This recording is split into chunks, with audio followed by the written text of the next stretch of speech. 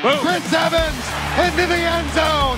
Touchdown! That was the momentum swing we were looking for. Donovan Peoples-Jones becoming a star. Tyler Huntley, touchdown Ravens! Christian Watson delivers the dagger. Speed kills again.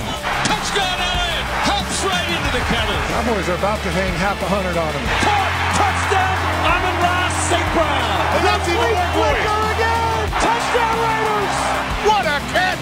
And that is Connor Hayward! Light the fuse! CMC has detonated! Are you kidding me? And if DK Metcalf.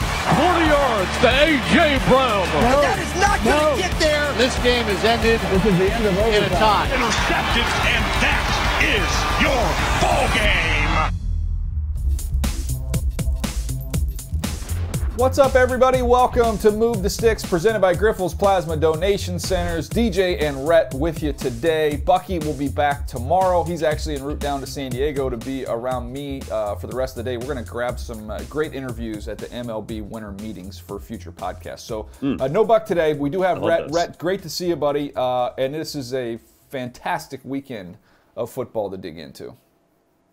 Yeah, and you kind of got the day after, so you get your birthday present the day before, I guess I should say, right? Happy birthday, by the way. You had a fantastic Sunday slate of games, including another nail-biter for the Chargers, right? Chargers and Raiders, always an interesting one there. But look, this was a fun Sunday. This was, in my book, the best Sunday of the year in terms of how the schedule shook out, and had some fun on Game Day Live on Sunday, and now ready to kind of dig into some of these things here with you.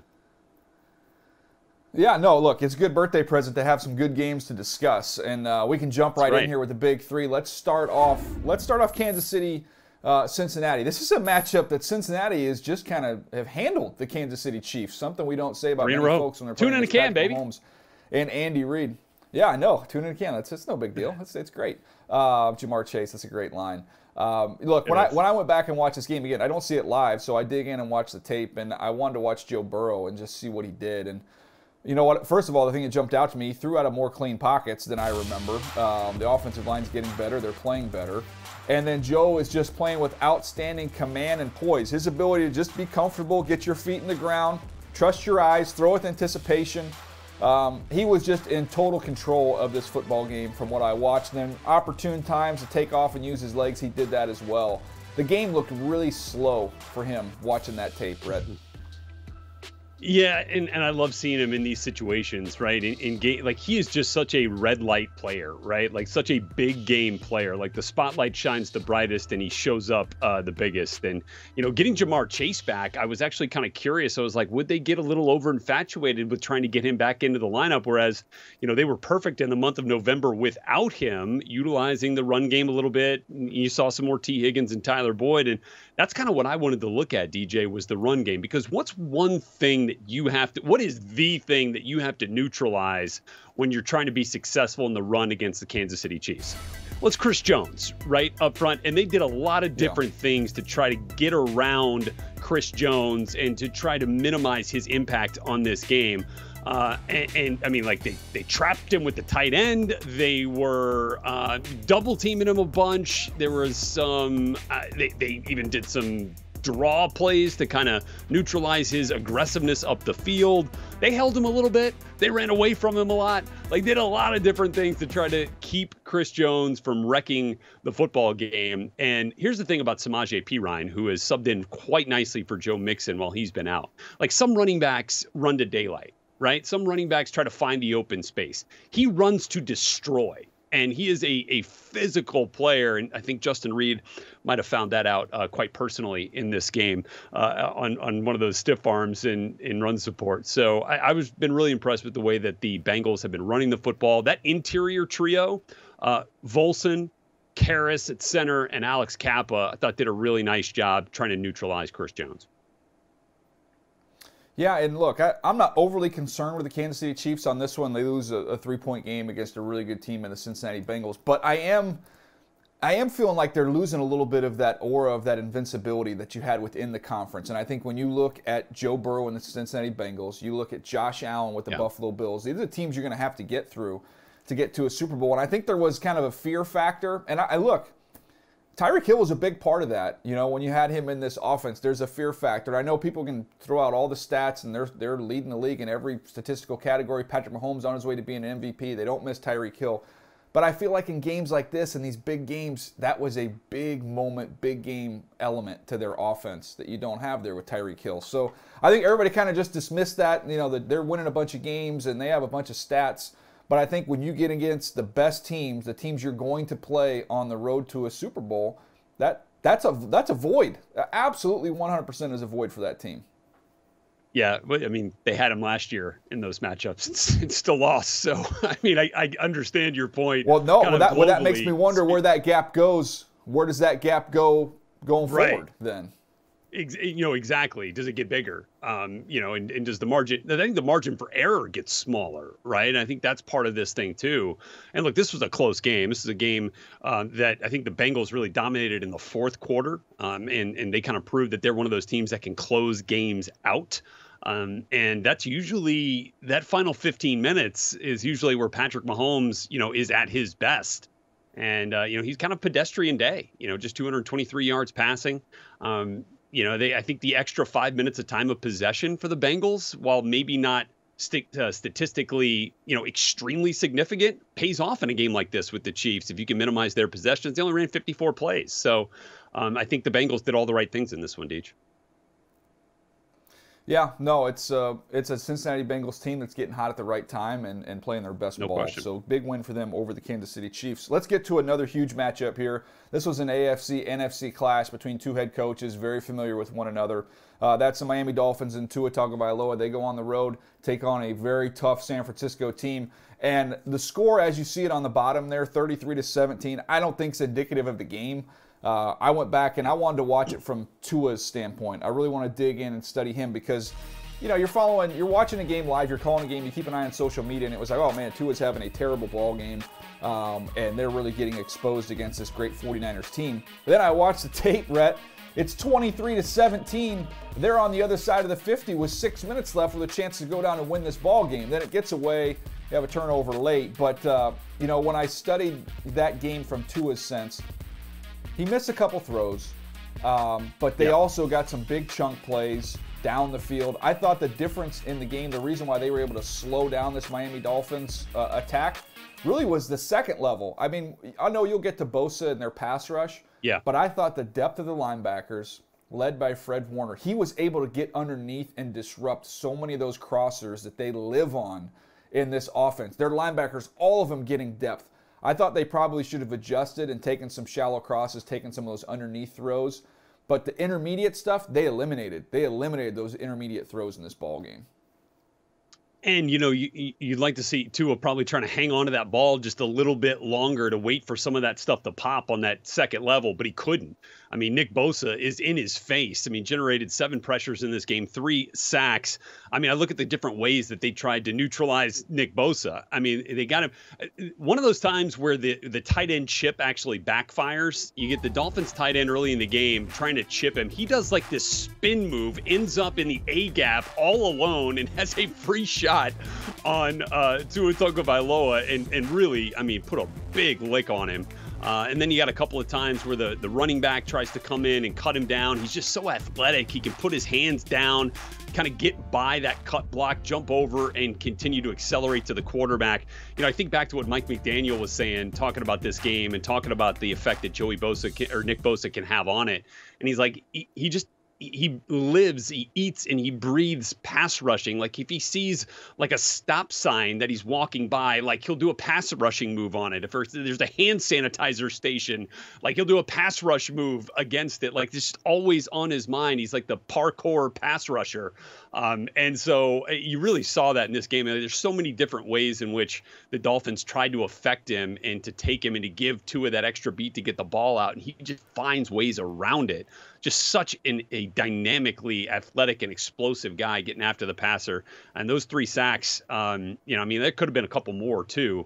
And then look, it's tough for the Dolphins when you're down, you know, your top 2 tackles in Austin Jackson and Teron Armstead. But that's a tough one. That is a tough, tall task. And I think that's exactly how Mike McDaniel put it after the game, trying to slow down Nick Bosa. And as you know, seeing Joey, I mean, those dudes are closers and they can wreck games, Deej.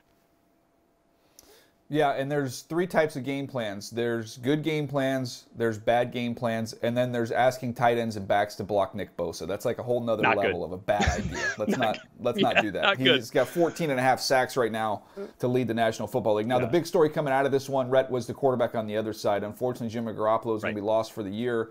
Brock Purdy goes into this ball game. I know you got a chance to see him at an All-Star game. I know you got a chance to look at him in this ball game. Is Brock Purdy, in your opinion, you feel comfortable with him going forward, or with the fact that Baker Mayfield just got released a few minutes ago from the Carolina Panthers, does that become a better option here for the 49ers? Okay, so I think there's a couple of points to that discussion here. Let's just start with Purdy, and I'll get to a couple of plays of him here in just a second. And here's the thing. We did see him at the Shrine Bowl. Bucky and I were there all week, watched him in practice, talked to the NFL coaches about him. And I went back and looked at my my spotter chart and what I wrote down, what the coaches were telling me about Purdy from that week. And they're like, great leader, terrific command of the offense in a short period of time, understands defenses, knows where pressure is coming from, and is able to deliver the ball accurately. And he was such a big part of that Iowa State kind of renaissance under Matt Campbell, such a productive college quarterback there at Iowa State. And you can see why. And some of those things that those NFL coaches were telling us at the Shrine Bowl, you saw in this game in a really tough spot for a rookie against this Miami Dolphins team. Let's check this out. This is a 3rd down here. You see a bunch of dudes right up on the line of scrimmage. A couple of them drop out, but Jalen Phillips has a free run at Brock Purdy. He knows where the pressure's coming from, knows where he's got to go to get it out of his hand, gets it to George Kittle on the money. That was a 3rd down to extend the drive. Later in the drive, love this play design, little Texas route in between the outside and inside receivers, and he absolutely nails it. There was 7 seconds left in the half. That's situational awareness, right? Because you can't let that time run out. He hits it to touchdown. They take the lead. Here you go into the second half. This is another big 3rd down. This is a 3rd and 5. That is a perfectly placed in ball in the window. It had to be plus 15 yards there. Explosive play. They extend the drive. He made some huge plays. Those were all 3rd downs that I was showing you, including that touchdown to Christian McCaffrey on that little Texas route there.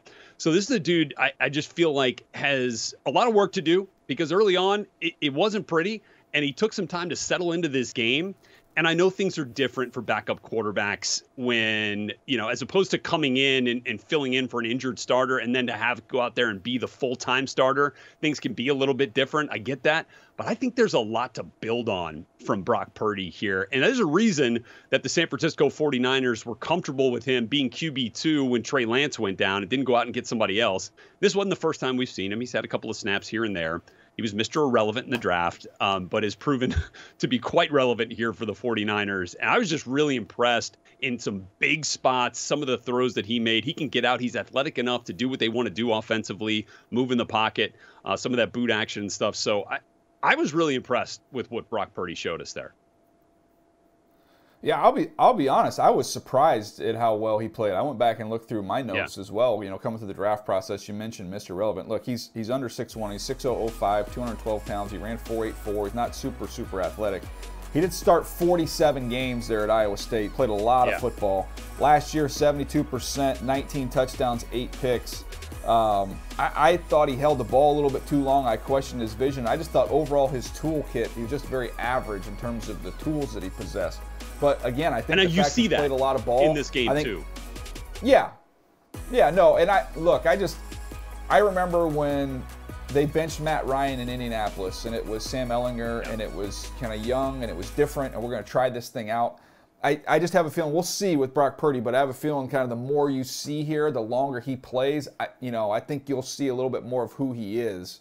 And I don't know if that's going to be a player that can hoist a trophy here for a team that's ready to win a championship. So if I'm looking at it right now and I'm looking at the opportunity to go get a Baker Mayfield, who's been someone who's played well in this league, a #1 overall pick, I think talent-wise he's on another level than Brock Purdy. Now it hasn't worked out there in Carolina, but I just think that's, put him around with the pieces you have in place there. I think that makes more sense. And I mean, people will think I'm crazy. I would at least kick the tires on Phillip Rivers. I'd call him, see if he'd be interested at all in coming back and doing it. Because I think this team, if you just make good decisions, get the ball where it's supposed to go. Oh yeah, I would still call him up. I know. I'll get heat for that. Oh, he's been out of the league for almost 2 years.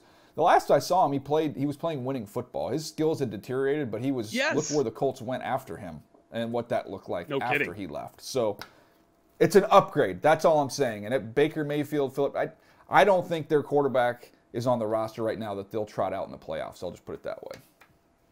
Yeah, but how long does it take to get up to speed? I mean, we're talking about week 13, and you're getting down to it here if you're the 49ers. They did, I think they went and got Josh Johnson, who might have already played for the 49ers 3 different times in his career. So I think you got a veteran presence there to at least back up Brock Purdy in the near term, but I wouldn't mind them looking at another veteran option, a guy that's had a lot of starting experience like Baker Mayfield. Or, shoot, why not? Give Phillip Rivers a call. I mean, I don't know if you want to see him running around, on some of those, some of the way they use that play action out there in San Francisco, but he can sit back there and sling it around a little bit.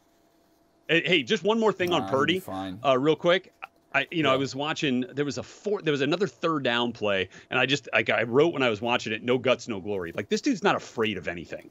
Like, he absolutely, fired a 10-yard, it's about a spot route from Deebo Samuel, super tight coverage, tight window throw. Like, he is not afraid to let it rip and give his guys a chance to go make a play on it. So I think Kyle Shanahan really likes what he sees in Purdy. Now, long-term, that's obviously the question here. Long-term for this season, I mean. Yeah, I know Matt Campbell wishes he probably still had him as well as Breece Hall. Had the Iowa State team took a little bit of a nosedive this year. One quick thing on this game before we move on. Last thing, the Miami Dolphins have just signed Eric Fisher, again a former #1 overall pick tackle, spent the majority of his career with the Kansas City Chiefs, trying to help out their tackle situation. So interesting move there. All right, one more game here. Let's get to it. The final of the Big Three. That is Tennessee and Philadelphia in an A.J. Brown revenge game. Is that what we're calling it? It was a butt kicking is what it was. But your take on that one, Rhett? Yeah, I mean, look, A.J. Brown's on a different level. And, I think when you look at the Tennessee Titans and understand that coming into this game, Robert Woods was their leading receiver, which is great, except when you find out that his reception total and yardage total is the lowest of any team's leading receiver. Now, part of that is a product of how the Titans want to run their offense through Derrick Henry. I get that. But you can't look at that team and be like, man, there is a place for A.J. Brown here, right? I mean, like, that's when this offense is clicking, when teams have to respect what number 11 in green does for the Eagles now and what he was doing for the Titans in the early part of his career. But I understand the financial component of it. And so when you look at it from that perspective, Treylon Burks, who's missed some time this year, I think he's only played 8 games, but the last 3 games were the best 3 games he's played this year. So he was really starting to come on. I look back at his 2 games coming into this one. I think he had 11 catches, 6 of those go for first downs. And then in this game, he only played 7 snaps. Had the unfortunate head injury that they're dealing with now. But on that one catch he had, it was beautiful. Like, that's where he should live. Like, in the slot, running one of those benders, big physical presence, takes the hit, hangs onto the football. Unfortunately, has to leave the game after that. But, man, I'm excited about what Treylon Burks can do to this team. And they're starting to use him a bunch in the motion game like we saw at Arkansas. I think there's a lot to like there. But it pales in comparison right now to what A.J. Brown can give you. And I, look back at the trade in totality, DJ. They traded 18 and 101 to the Philadelphia Eagles, or rather, they traded A.J. Brown for 18 and 101. 101, they ended up packaging in that Jermaine Johnson deal that the Jets traded back up into the first round to get. And so they ended up with 3 additional players. You can't give them credit for all those players, right? Because it was only 1 pick from the A.J. Brown trade, but they ended up with Roger McCreary, Nicholas Petit-Frere, and Kyle Phillips. McCreary and Petit-Frere played a ton for him this year as rookies. So, I mean, like, it does take some time to evaluate these trades, but it's obvious where the Eagles are with A.J. Brown as the clear winners at this point. Yeah, to me, and I just look at where the team was with the Titans in terms of trying to win right now, the #1 seed. You've got a running back you're paying good money to try and get those last few years out of. It was kind of just an odd timing to then kind of pivot and kind of come with the youth movement there and not pay the money there to A.J. Brown. From the Eagles standpoint, real quick, pass rush completely dominant. You look at that side of the ball, they just got after him up front. It's waves and waves of defensive linemen. You're taking notes. Josh Sweat is winning outside. He's winning on inside rushes. You saw Sue flash a little bit, get some penetration. Then you've got Reddick coming off the edge, who's got big time burst. So they've got so many different guys they can throw at you. Fletcher Cox picked one up. Hargrave got after it. It's just a really deep, talented group there with the Philadelphia Eagles. So hats off to them and their pass rush taking over and dominating the football game from that side. So a very impressive win for the Philadelphia Eagles. All right, we're going to take a quick break. We've got plenty more to get to here on a Monday. Again, some incredible games. We'll dig into the rest of them when we get back right after this.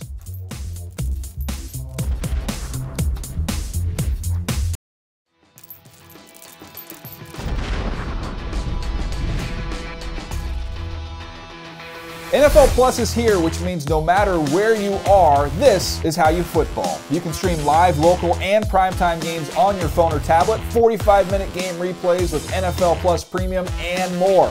This is the NFL for every fan. This is football freedom. This is your game on the go. Go to plus.nfl.com and sign up now. 5 seconds to go in overtime, and Graham Gano could send his team home a winner, or we're both leaving with a tie. Here's the stat. Hold down. Kick is up. It's on its way. And that is not going to get there. It is no good. And Washington and New York are going to settle for a 20-20 tie in round 1. Oh, 2 weeks. We'll see him again. It's not a win, but it's not a loss. All right, Rhett, this is a game between two teams with good records that are both chasing a playoff berth, and I feel like nobody believes in either one of them here with Washington and the Giants here. What was your takeaway from this ball game that ended in a lovely 2020 tie? Yeah, it feels like everyone's waiting for the other shoe to drop, like with both of these teams. Like, all right, when does, Taylor Heineke turn into a pumpkin, right? And when does Daniel Jones, prove again that he is not the guy in New York? Well, I got news for you. Like, Daniel Jones is not going quietly into the night here in this season and in his career right now. I mean, like, this guy's playing some good football. And you think about what he's doing with the targets that he has, it makes it all the more impressive. Had 12 carries in this game for 71 rushing yards, and some of them were scrambles. Sure, saw some pressure, got out of it, made some nice plays, ran for some first downs. There were some QB design runs as well, which again, in today's league, like, you need a player like Daniel Jones that has that type of mobility. And he was judicious with the football. He took care of the football. He was efficient, 25 of 31 in this game when you include the overtime, just 1 touchdown, 0 interceptions.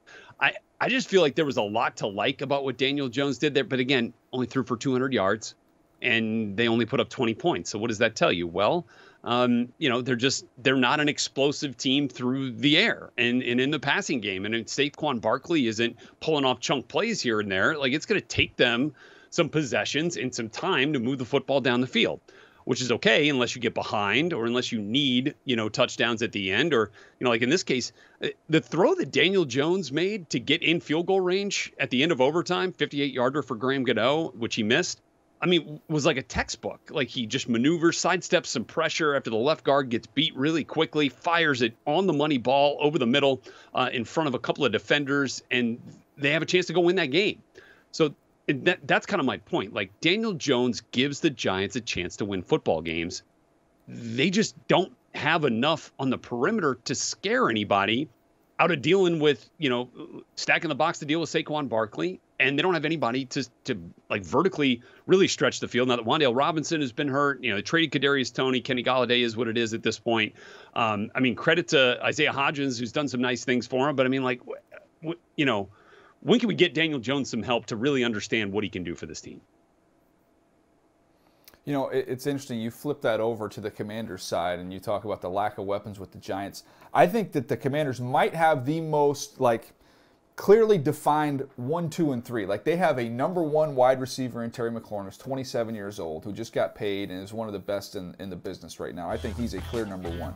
Curtis Samuel has proven to be a really good sidekick, a really good number 2 wide receiver. He's got over 500 yards already this year. He's got 54 grabs. I think he's a really solid number 2 receiver. And then you have the rookie here, and Jahan Dotson is 22 years old.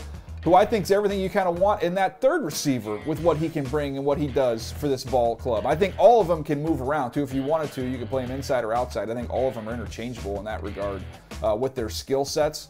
They can all get on top. It's a really good group. So Taylor Heinicke's got a lot of credit for this team winning ball games, and he's been kind of labeled a winner. But I look at these two teams in a tie ball game, and I look at what Daniel Jones was doing with who he's throwing to, and then I look at Heinicke putting up the same total, playing with much better players out there on the perimeter.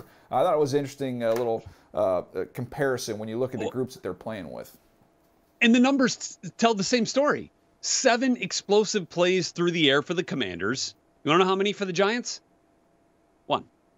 Like, that's it. I mean, that is part of the difference here in these two teams, certainly, and in the Giants' upward mobility in that division, and look, honestly, in the conference.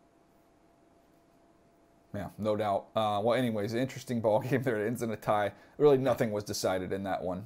So everybody has their opinion on those two teams, and they left with the exact same opinion they had before the game started.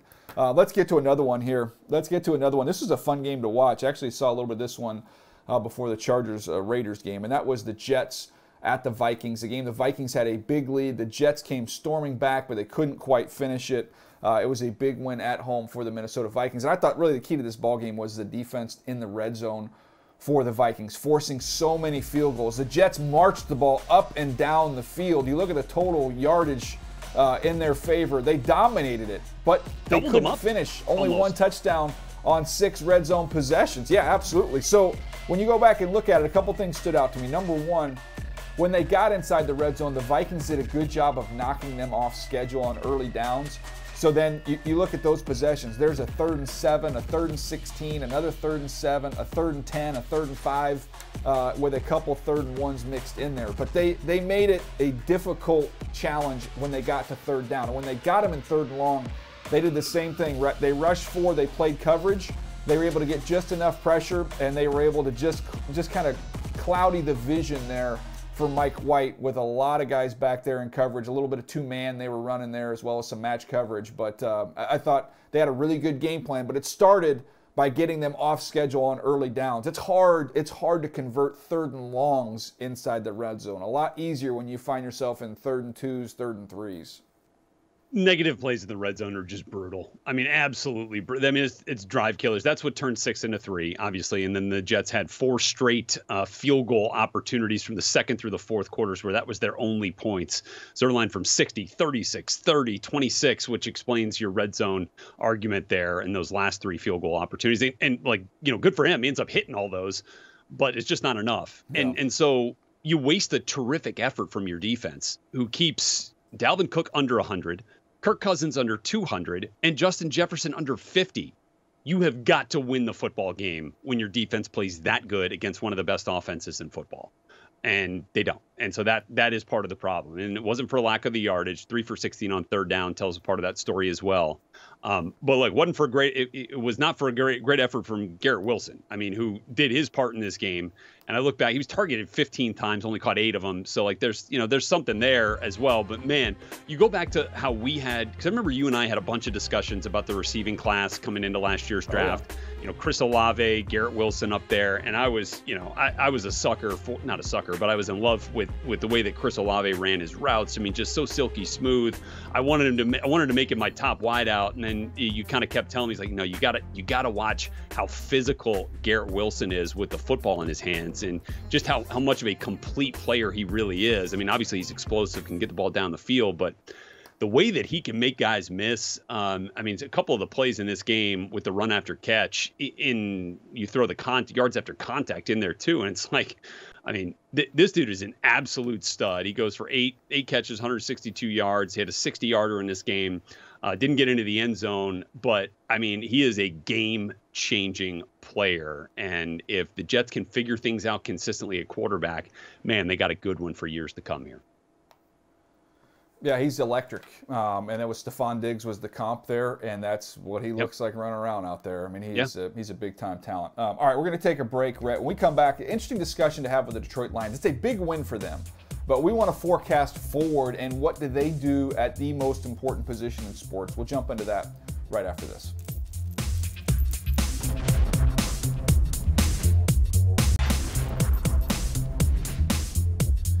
All right, let's jump back in here talking about a Detroit Lions team with a big win over Jacksonville. And there's a couple different layers to this thing that I want to get to, Rhett. I'm actually going to get it over to you first because I want to get your thoughts on the number 1 and number 2 overall picks and what you saw from that. And I want to come back and we can dig into what the quarterback position looks like with the Lions and how this draft is going to kind of connect with their needs. So why don't you start us off here, just what you saw from those two guys. Anytime you see number 1 versus number 2 in a draft, I think it's a good story. It's fun.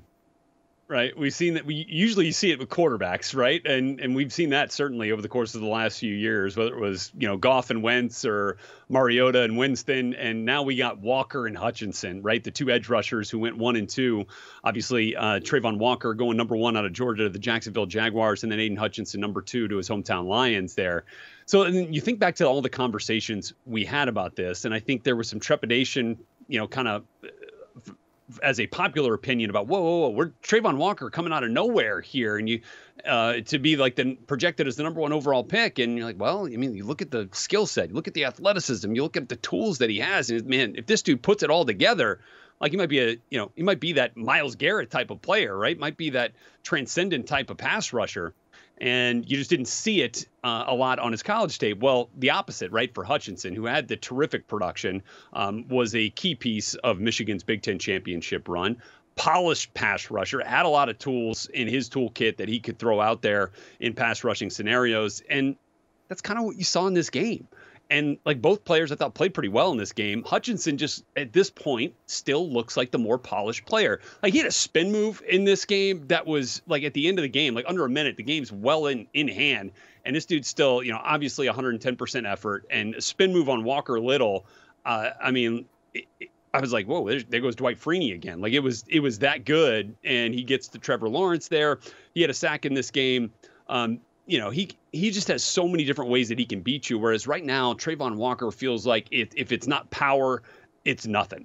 And he can generate some pressure with that power and converting some of that speed to power. And you see that a lot with him, but there just isn't that variety of moves. I do like that they move him around a little bit, kind of you put his hand in the dirt, almost as like a 5-tech inside sometimes. And you start running some of those games inside down there, and he can be a real factor on the interior too, which is kind of cool.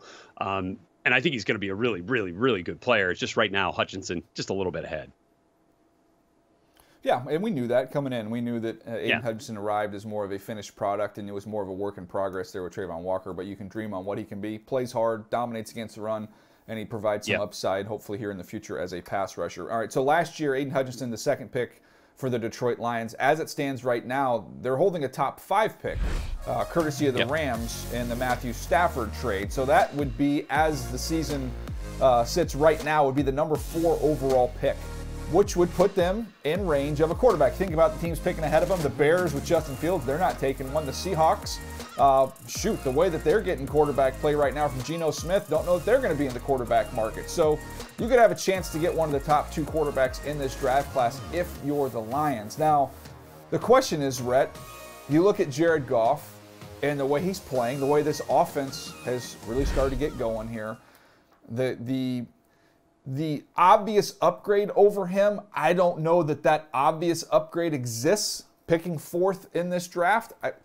I don't know. And I look at, I know exactly what I have with Jared Goff. I can address another need. I think that the Jets, a little bit of a cautionary tale here, and we'll see how Zach Wilson's career unfolds. But you had a Jets roster.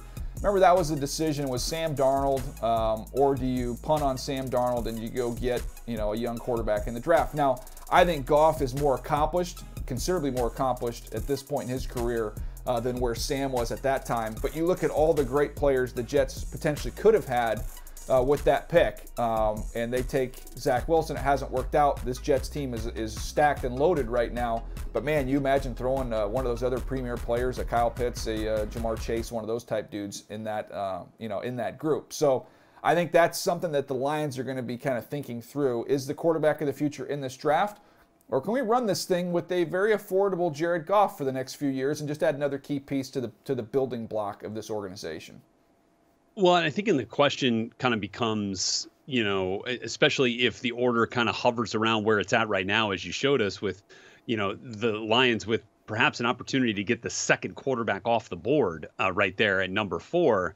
Like if Bryce Young or CJ Stroud is sitting there, like is that going to be, that might be pretty tough to pass up if you're Brad Holmes and if you're Dan Campbell. Now, look at what Jared Goff has done this year. I mean, like 19 touchdowns, 7 picks. Again, I'd like to see a few less interceptions. He had a string there from weeks 3 through 7 where he threw the vast majority of those interceptions. So it can be a little bit streaky, right? And that was a big reason why the Lions were losing football games and turnovers there.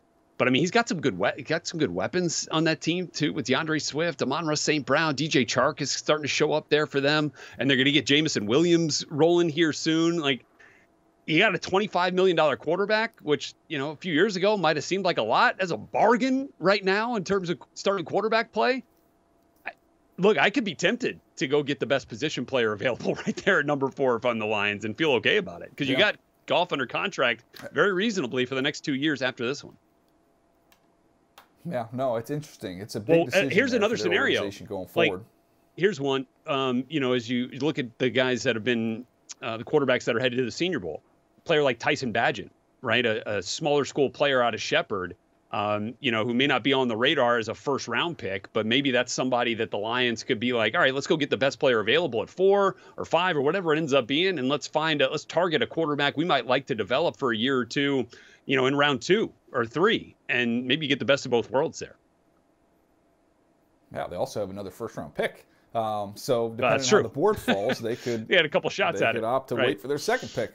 We've seen teams do that in the past. Seen the Ravens do it twice, I believe, with Flacco and with Lamar Jackson not being their first pick in that draft. So anyways, interesting team to keep an eye on. Another game inside that division with the Lions that I want to get to real quick here. The Green Bay Packers, I guess, shouldn't be a surprise. They go handle the Chicago Bears, something they've done throughout Aaron Rodgers' time there. 8th straight win versus the Bears. Your takeaway on this one, Rhett? Yeah, my takeaway was the tale of two halves defensively for the Green Bay Packers. They were getting shredded in the first half in a limited possession game. I mean, I'm talking about the, you watched another explosive run from Justin Fields in the first half. He's now his third 50-plus yard touchdown run, which is incredible. So he has 70 rushing yards. They have 220 total yards in the first half. Like something's going wrong. And I was just kind of curious to see if the Packers kind of changed up anything. So watching it, I mean, like they were almost exclusively going to run and cover 3 looks against Justin Fields. You didn't want to run a lot of man. Nobody wants to turn their backs against this kid, right? With the way that he can run the football from the quarterback spot. And then in the second half, though, they started varying things up a little bit. Started throwing a few more looks at him. And that's kind of where they got a couple of those interceptions later, at least one of them coming on looks that they hadn't really shown much of in the first half in terms of coverage. So I just thought it was a nice job by Joe Barry making some adjustments in the second half. And then the defense just played better. Guys just played. Jair Alexander was a different player in the second half. And I thought their run defense was much better in the second half. And so they really limited things, gave Aaron Rodgers a chance to kind of figure things out and do what he usually does against the Chicago Bears. Yeah, and I go back and I look at the Packers and the home run that they hit on Christian Watson. I want to go back to that draft. If you remember the panic that set in because you had that run on wideouts all took place before their pick. You look at Drake London, Garrett Wilson, Chris Olave, Jameson Williams, who we get a chance to see now, Jahan Dotson, Treylon Burks. These guys just were gone. They were gone. So in that point in time, they say, oh, man, everybody freaks out. And you go, oh, yeah, remember the Packers? They do a pretty good job of finding wideouts in the second round. And they did it here with Christian Watson, who's got 8 touchdowns over the last 4 games. He's really emerged not only as a passing weapon, just get the ball in his hands any way you can. And you see the speed and the strength that's real. And as a rookie that's playing phenomenal ball for them. So, again, just a nice reminder. Don't freak out on draft day. They got to let these things play out a little bit. They end up getting tremendous value with Watson there in the second round. I agree. I think we all kind of loved the raw athleticism that Watson brought to the table. And it took him a little while to refine some of this stuff and he's banged up for most of the offseason, barely practiced in the spring and into the summer in fall camp. We didn't see much of the preseason, and then it took him a little while to get his feet under him. But man, he's like Chris Carter. I mean, dude just catches touchdowns. I think like 30% of his catches have gone for touchdowns at this point. So it looks pretty good. Future is promising there at the wideout spot for the Green Bay Packers. No doubt. I'll tell you what, I know a team that's missing a wideout is the Chargers in Mike Williams, who has not been playing, and offensive line-wise missing some guys, defensive line. Anyways, there's a lot to get to with the Chargers and the Raiders. We're going to get to that right after we take a quick break right now.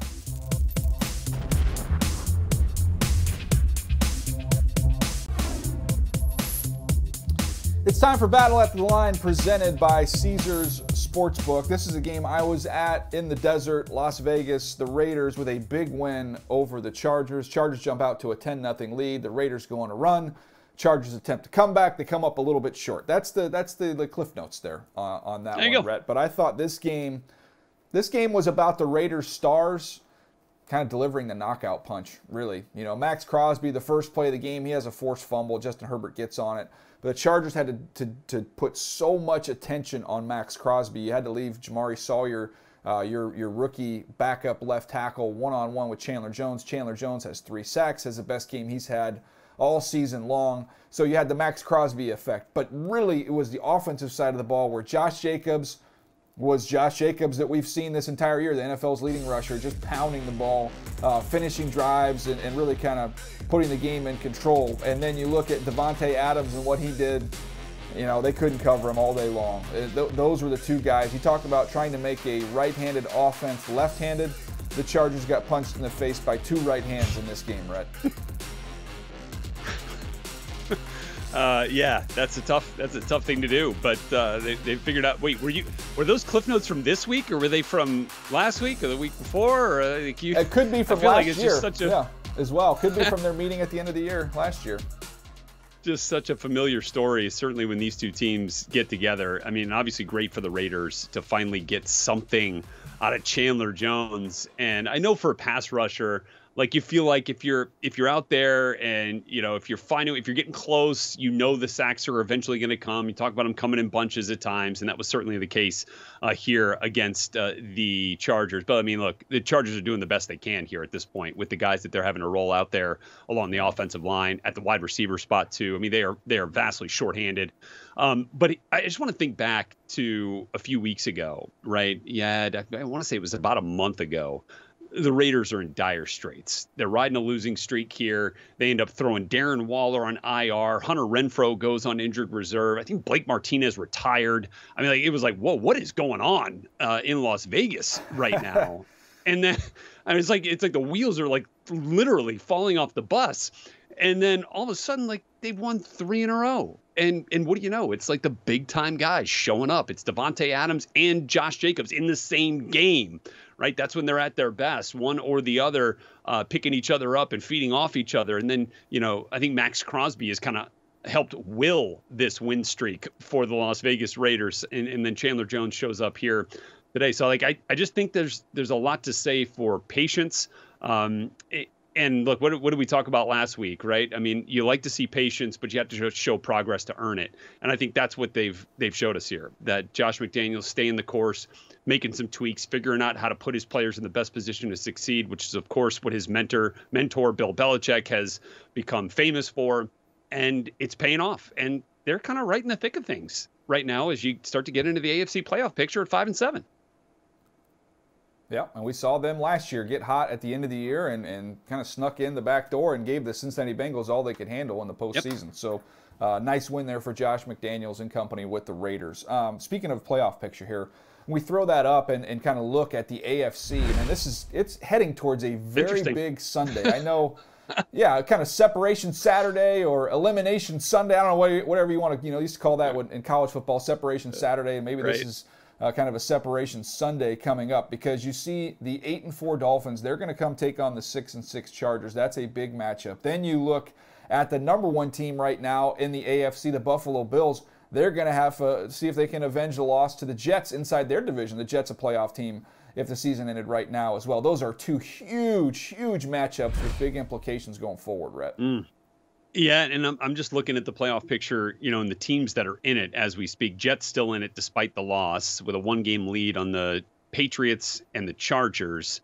And then you've got the Raiders, you've got the Browns, and the Steelers all sitting there at 5-7. Steelers kind of sneaking up here a little bit too after a win over the Falcons. Kenny Pickett playing some pretty good football there, and then Deshaun Watson now back with the Browns. obviously wasn't very good in this last game against the Texans, but they found a way to win. The Raiders feel like they're finding their stride here. I'm really like, I feel pretty good about 1 through 6 right now in the AFC, and that in some way, shape, or form, some order, those 6 teams from Buffalo to Miami are going to be in there. But that 7th spot could go anywhere. And that's what's super exciting at this point in the season. Jets, Patriots, Chargers, Raiders, Browns, and Steelers, all with legitimate shots there. I mean, I think the only one, Tennessee, has kind of been a little bit up and down, but I mean, they're in the AFC South. They're probably going to win that division, right? So they're pretty safe there, it would seem, at the 4 spot. This is going to be really interesting, Deej.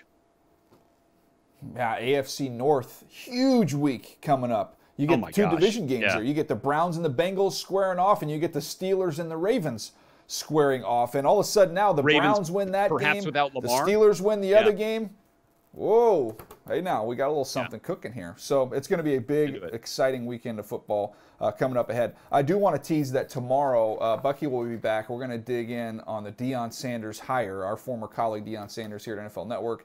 He gets hired at the University of Colorado. Gotten a lot of attention for that, so we'll have thoughts on that. So, yeah, he is coming. That's a great video, by the way. If you haven't seen it, you should check that one out. It's on YouTube. Watch Prime addressing the team. I would not have wanted to be one of the kids in there, by the way. I'm like, I don't think he wants me here. Very uncomfortable, and that's probably what he wanted. It was, mission accomplished. We'll jump into that tomorrow when Bucky gets back. By the way, congrats to Bucky Brooks. They got a big win. They win the Southern California Championship. He's playing in the state championship next week. So way to go, Buck. Can't wait to hear all about a wild game. 55-54, a big win for Bucky Brooks. All right, we're out of here. Appreciate you guys hanging with us. This has been Move the Six, presented by Grifols Plasma Donations.